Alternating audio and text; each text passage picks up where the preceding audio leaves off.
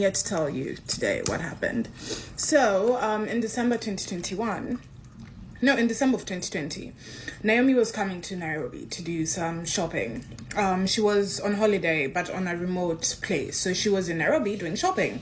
And I texted her and she told me she's in Nairobi. So I was so excited to meet her. She was the first celebrity I was ever going to meet. Guys, I was through the roof. She texted me, she was like, hey, I'm here. She texted me the location. I went directly. I went with my brother. So my brother and I, we met her, we did some shopping. And as we're shopping, she's like, oh, you know, the plane that's taking us back actually has a couple more seats. Do you and your brother want to join us on holiday? Hell yes. So I was like, oh, that would be so lovely. But I texted my dad, I said, hey, get the car ready. I'm coming to the house. We are going to the airport in an hour to meet Naomi Campbell so she can take me on vacation. So we go on vacation. We had like a very nice vacation. Naomi took care of me the whole entire time.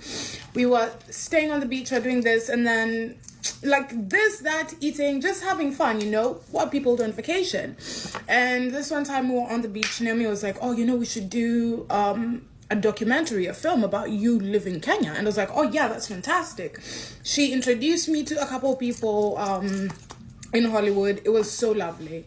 So a couple of people she was on vacation with were coming to Nairobi after the vacation. They were staying at the Kempinski. So I went to see them at the Kempinski when the whole thing was over. So I sat down with them. I was talking to one of them, and one of them was like, oh, it's so, like, how did you meet Naomi? And I was like, oh no, I texted her on Instagram, blah, blah. And she was like, oh yeah, she told us like she made you and she built you and she made your career. And I was like, what? No, that's not what happened. And I was like, you mean like helped me and like promoted me? And she was like, no, like what you have is because of her. And I was like, oh yeah, no, that didn't happen. It is very important you remember that part for later. Okay, so time goes by. March 2022. We have jumped into March 2022. I get a phone call. My phone is ringing. Naomi Campbell. Oh, so I pick up, I'm like, hey sis, like, how are you doing? And she's like, Elsa, how dare you? Oh, so I'm in shock, right? I don't know what's going on. So let me tell you what happened, the context of this phone call.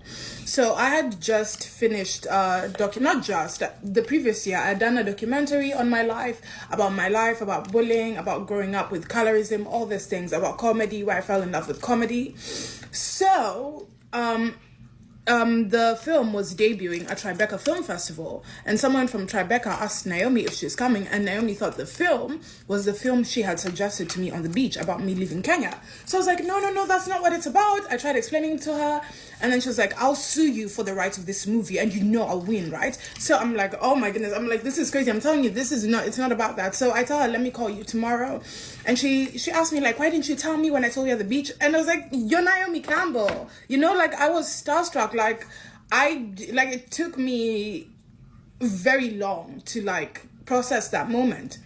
And I was like, I'll call you tomorrow. So the next day I had a flight. The flight I was taking from Botswana to Ghana, where I met that guy, actually. That's the time I was taking that flight. So I was supposed to call her the next day, but it was a 22-hour flight, and in Ethiopia there was no service, so I couldn't call her. So I called her the day after. Immediately I landed in Ghana. So she's the first person I called. I'm like, hey, blah, blah, like, are you free to talk? And she tells me, you were supposed to call me tomorrow. You were supposed to call me yesterday. You didn't call me yesterday, which she was very right about.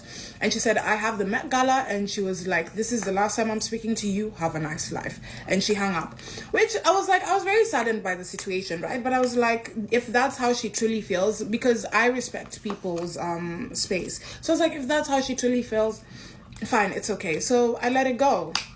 So after that, like a few months, things started going very badly for me. Things started going haywire. And I didn't think it was, I thought it was because of the situation, let me not lie. But I was like, also it can be sure. So I was like, let me go, because also having someone like Naomi Campbell not liking you in the industry is not a good thing. So I went to her, I apologized. I'd already apologized when the situation had happened, but I went and I apologized again and again.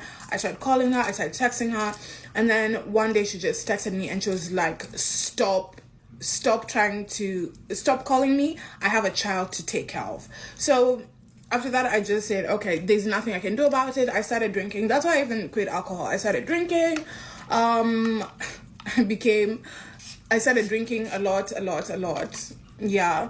And then, because I wasn't sure why things were going so wrong, and I couldn't put my finger on it. And then a few months later, I met Edward Enifel at a party, and Edward Enifel is oh my goodness, he's one of the people I adore the most. So I was like, oh my goodness, that's Edward, I have to go say hi. So I'm like, hey Edward, I'm such a big fan. And he looks at me, he's like, I know you. And then he said something that made me think the situation with Naomi was causing like some of the trials and tribulations I was currently going through. So I was like, you know what, I need to fix this. So I went to one of our mutual friends and I was like, hey, please, can you tell Naomi, because I knew they were going on holiday together.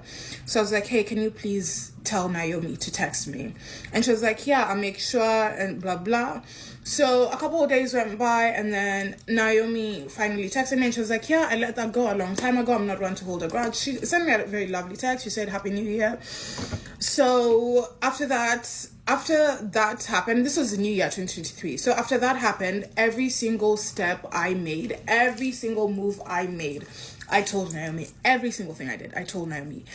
I would breathe. I tell Naomi, whether she would reply or not, I would send her a message because I didn't want what happened to happen again. And after some time, after a few weeks, I called my mom and I was like, this isn't normal. This doesn't feel healthy. It kind of feels, it doesn't feel too nice. There's nothing healthy or normal about this. And I was like, I don't want to be in a situation like this. So after that, I just decided it is healthier for me to completely remove myself from the situation and get myself out. And you remember earlier when I said my friends said, the ones Naomi had introduced me to, when they said, oh, Naomi had made you. Remember when I said that? So I just want to acknowledge that and say that even through all this, right, even through everything that happened, first of all, number one, obviously I played a part in it because I am part of the story.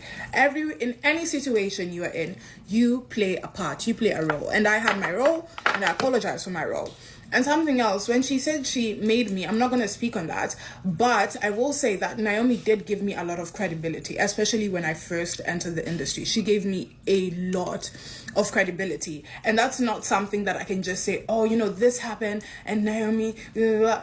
I can't say that. She did hold me up high, and she introduced me to a lot of people.